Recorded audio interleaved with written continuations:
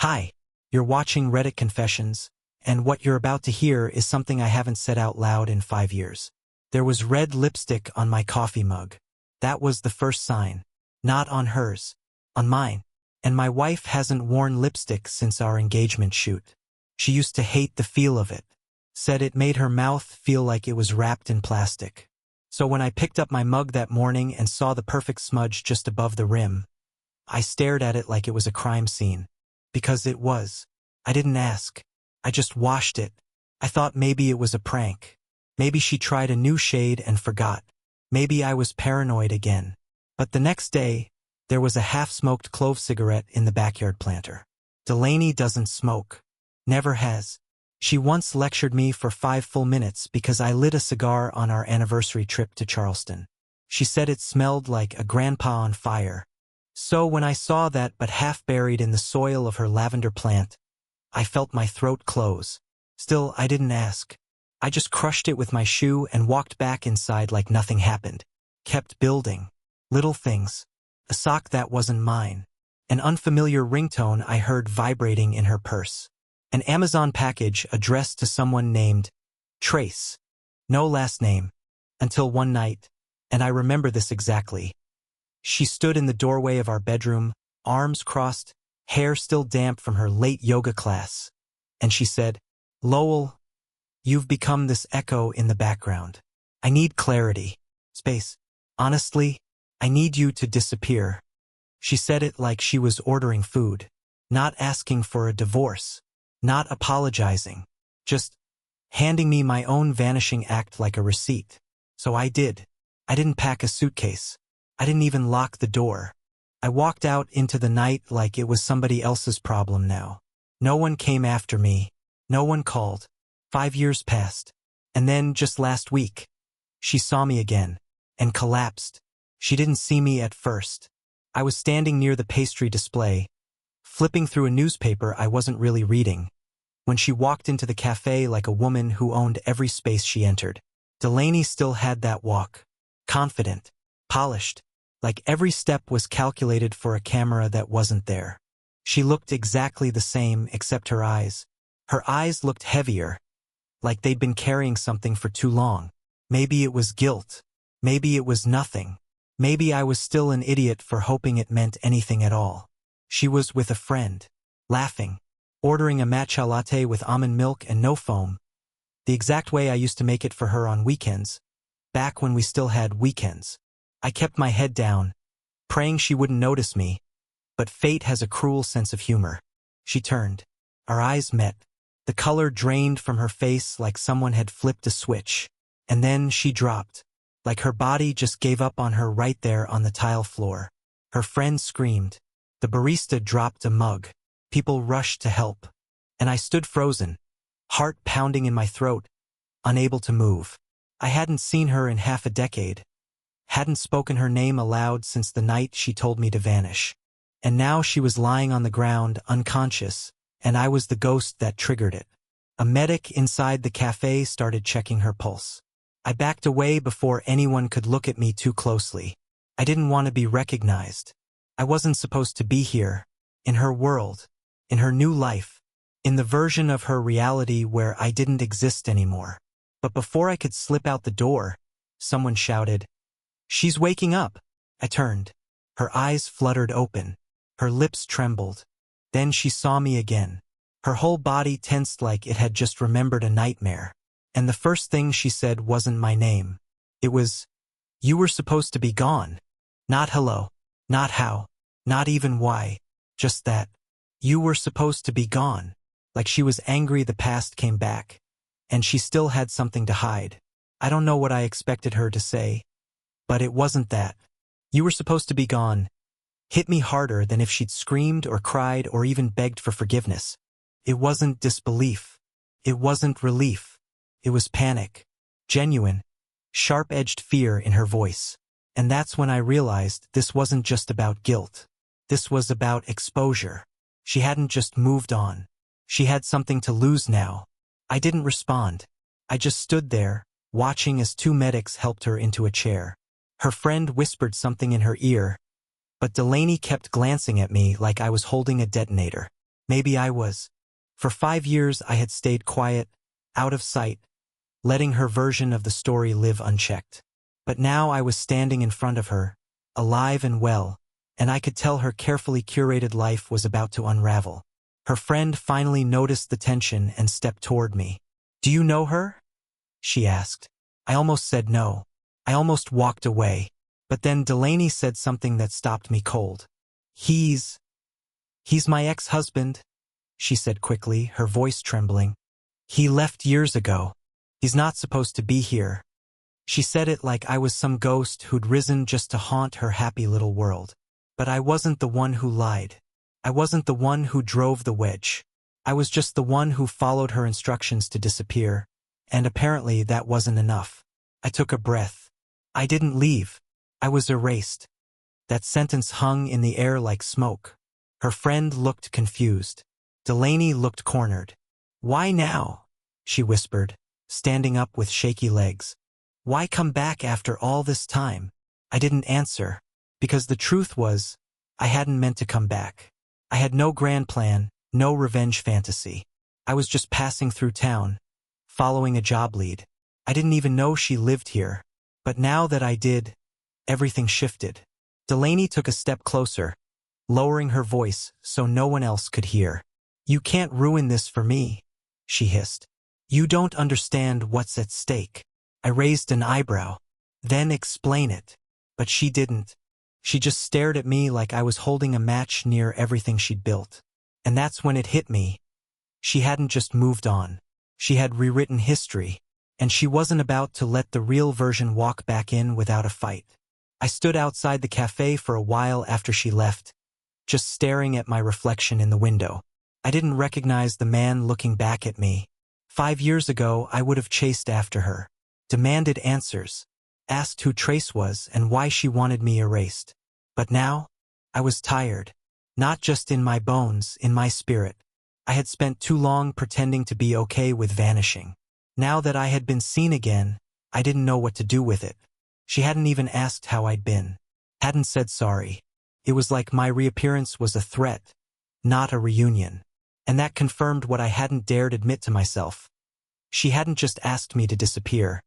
She had made me the villain in the version of the story she told everyone else. That night, I checked into a cheap motel just off Route 12. The kind of place where the front desk clerk doesn't ask for ID if you pay in cash. I needed space, not just from her, but from the memories flooding back. The way she used to lean on me during thunderstorms. The way she laughed when she danced in the kitchen. I had loved that version of her, but maybe that version had never existed at all. Out of morbid curiosity, I searched her name online. What I found made my stomach twist. There she was, Delaney Palmer, smiling in a glossy business magazine article titled, "From Survivor to CEO. How One Woman Rebuilt Her Life After Her Husband Abandoned Her." The subheadline was worse. Delaney opens up about her past trauma, her ex's sudden disappearance, and how she rose from betrayal. I clicked on the article, pulse pounding. She had told them I vanished one night, left her without money, without closure, said I was emotionally distant, unstable, that she had no choice but to survive on her own. The article even painted her current fiancé, a man named Trace Hollowell, as her rock, who helped heal the scars left behind. Scars. She said I left scars. Meanwhile, I had been couch surfing through 4 states, taking warehouse gigs and living off scraps, just trying to stay out of her way like she asked. I didn't know what was worse, that she lied to the world about me, or that she might have actually started believing it herself. I shut the laptop and sat in the dark motel room, the sound of the buzzing neon sign outside slicing through the silence. She had turned me into a ghost, a villain, a forgotten chapter she used to build a narrative that made her look powerful and strong. But now I was back, and she looked terrified.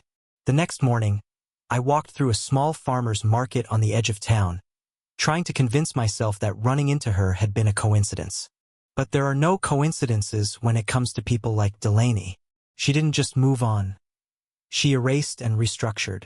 She'd built an entire brand, a public persona on the back of a fiction, and the more I thought about it, the more it made sense why she collapsed when she saw me. Not because she missed me, Not because she felt guilty, because she was terrified that I'd speak. I wasn't planning to, not really.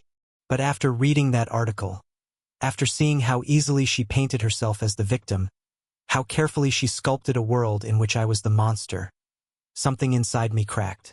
I didn't want revenge. I just wanted truth. Or maybe I wanted her to flinch the way I used to flinch when she gave me those looks. Like I was something pitiful, small. I wasn't small now. I was inconvenient. And inconvenient truths don't fit neatly into glossy magazine profiles. Back at the motel, I tried calling an old friend from my past life. Someone we both knew. Someone I hadn't spoken to in years. Cameron. He'd been my best man. But the second he answered, the tone in his voice told me everything I needed to know. Lowell? Are you serious? Dude. I thought you were dead. Dead. Not missing. Not gone. Dead. Apparently that was the narrative. She told people I suffered some kind of breakdown, spiraled, and was presumed dead. I sat on the edge of the bed, gripping the phone like it was melting in my hand. Cameron started asking questions where I was, what had happened, but I didn't answer. I hung up before I could feel the shame too deeply. She hadn't just rewritten history. She'd buried me in it. That evening, I went for a walk to clear my head. I passed a bookstore, a florist, and then, like it had been waiting for me, a poster in the window of a gallery.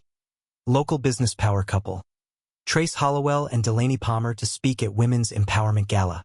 Their faces, smiling, successful, draped in curated authenticity. I stood there for minutes, the world around me muffled. That was the moment I realized this wasn't just about Delaney anymore. It was about everything I had lost. Not just my marriage, not just my reputation, but my own name. My right to exist as I actually was. I didn't make a decision that night, but I knew one was coming. And for the first time in years, I wasn't afraid of being seen. The night of the gala, I stood across the street from the venue for nearly half an hour, watching people file in under strings of golden lights and flashing cameras. I wasn't supposed to be here. I wasn't on any guest list. But I figured if Delaney could fabricate an entire version of me, I could slip into hers unnoticed for one evening, just to see the show, just to look her in the eye while she performed the perfect lie. I walked through the front doors like I belonged there. Clean jacket, borrowed shoes, quiet confidence. No one stopped me. Most people were too busy adjusting their name tags or pretending to enjoy the overpriced wine. The room buzzed with self-congratulation. The kind of place where everything smells like money and perfume, but no one asks real questions. Then I saw her. Delaney stood at the center of it all, glowing in a navy dress like she'd been carved from ambition. She was talking to a group of women, laughing too loudly, gripping a champagne flute like it was a prop. She looked like someone who had trained herself to never flinch. But when she spotted me near the back wall, her mask slipped, just for a second. 1 second was all I needed. She excused herself, walked briskly across the room, and grabbed my arm with a grip that said, "Don't make a scene." "What are you doing?" she whispered, her smile frozen in place for the sake of anyone watching. "You think this is clever? Crashing this event?" "I'm just here to listen," I said quietly. "I want to hear how you tell them the story. The one where I'm the unstable one. The one where you're the phoenix." Her expression didn't change, but her voice dropped. "You don't know what you're doing. You have no idea what this could cost me." "No," I said, stepping a little closer. "I think I do, and I think you're terrified they'll hear a different version." She looked around, checking to see if anyone was paying attention. "Please, just leave before you destroy everything." That word, everything, echoed in my mind. Everything she built was balanced on my absence, my silence. "I already left once, Delaney," I said. "You told me to disappear, and I did. But now I'm not leaving until I get something back." She narrowed her eyes. "Like what?" "My voice." I turned and walked away before she could say another word. I didn't know what I was going to do next, but I knew this. I had stopped being her ghost, and she had no idea what to do with a man who refused to stay buried. After the gala, I didn't go back to the motel. I walked for hours, retracing streets I hadn't stepped on in half a decade, letting old memories chase me through alleys and intersections. I didn't feel victorious. I didn't even feel bold. I felt raw, like I'd torn off the last layer of skin I had left to hide under. I had looked Delaney in the eye and reminded her I still existed, but that wasn't enough. I needed to know how deep the betrayal ran. I needed to find Trace Hollowell, the man who took my place, the man who, according to every headline and staged photo, helped heal Delaney from the heartbreak I allegedly caused. A man who, until recently, I assumed was just the next chapter in her life. But the way she reacted at the cafe, the desperation in her eyes, told me there was more. Much more. It wasn't hard to find him.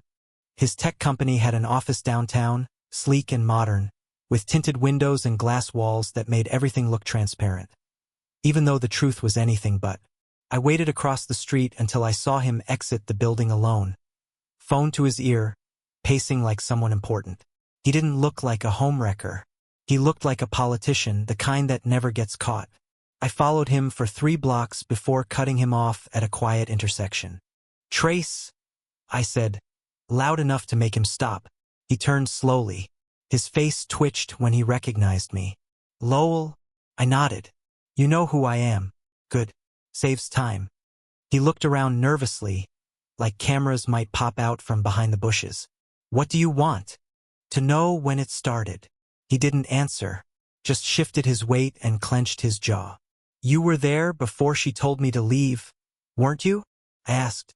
"You were already in the picture, probably helping her come up with that neat little phrase. You should disappear. That was scripted, right?" Still nothing. "I read the article," I said. "You were the hero in her story. You got to build something beautiful on the ashes of a lie. And I let it happen. I let you both paint me as the problem because I thought I was doing the right thing by walking away. But now I'm back, and I want to hear you say it." He looked at me for a long time. Then, quietly, he said, "It wasn't supposed to go this far." That sentence hit harder than anything else. "So you admit it?" I asked. "You helped rewrite my life?" He stepped closer, lowering his voice. "I didn't think you'd ever come back. She said you were unstable. Said you might hurt her. Said she needed protection. I believed her. We all did. Because it was convenient to believe her," I snapped. "Because the truth was messier." Trace didn't deny it. He just looked tired. "What do you want from me, Lowell?" I stared at him. "I want you to feel what it's like when your identity is stolen. When the world sees you through someone else's lie. I want her to admit it publicly." "She never will," he said. "You know that. Then I'll do it for her." And with that, I turned and walked away. I didn't know how yet, but the storm was coming. And this time I wouldn't be the one washed away. The next morning, I sat on a bench at the city library with my old wedding ring in my palm. It wasn't sentiment that kept me holding on to it all these years.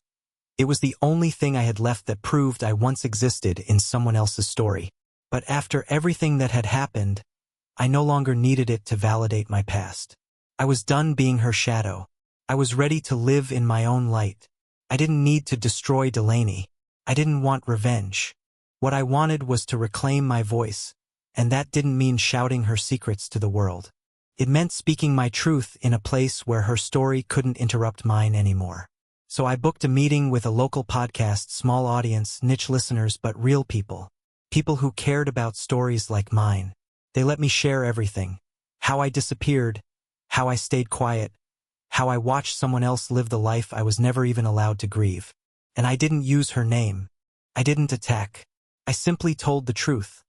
About being rewritten, about silence, about finding the courage to speak again. And somehow that was enough. The episode went viral. Comments poured in. Not for gossip, but for connection. Men and women who had lost pieces of themselves in toxic relationships.